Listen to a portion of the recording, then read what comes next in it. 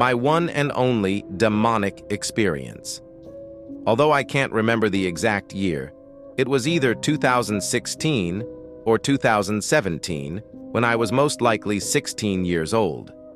I'd been living in the Republic of Ireland for just under 3 years, having moved from England. My family and I lived in the Midlands in a very small town. During my teenage years, because of how depressing my life was, mostly due to hating school, I regularly began believing and praying to God, naively thinking if I did, He would magically make my life better. Well, it was during this spiritual phase that I came upon a certain YouTube video. The video was about a man who had apparently been brought by Jesus to hell, and while he was there, Jesus showed him all kinds of eternal horrors. From what I can remember, the man saw the souls of people being tortured and burned alive by demons or something. Well, after experiencing this, the man then wakes up in his bed as though from a dream. However, the man claimed what he experienced wasn't a dream at all, but a real experience of what happens to sinners in hell.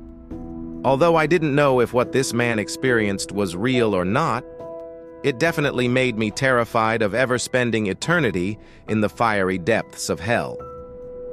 However, not long after watching this video, I suddenly felt very unsettled. Not because of the video I just watched, but to my memory, I almost felt as though I was now being watched while supposedly alone in my bedroom. But not only did I feel like I was being watched, I also felt like I was somehow in danger. So much so that I leave my room to go downstairs, as that's where my parents and sister were. Now what comes next is the real scary part of this experience, because as soon as I reach down the stairs, before I could enter any room, I feel a hard, physical tap on the back of my shoulder, where I then literally turn around and scream. No word of a lie, I screamed. But when I turn around, there isn't anyone or anything there, as though a ghost had tapped me on the back. Also worth mentioning is that I had screamed so loud that my mom was now shouting me from the living room, asking what was wrong.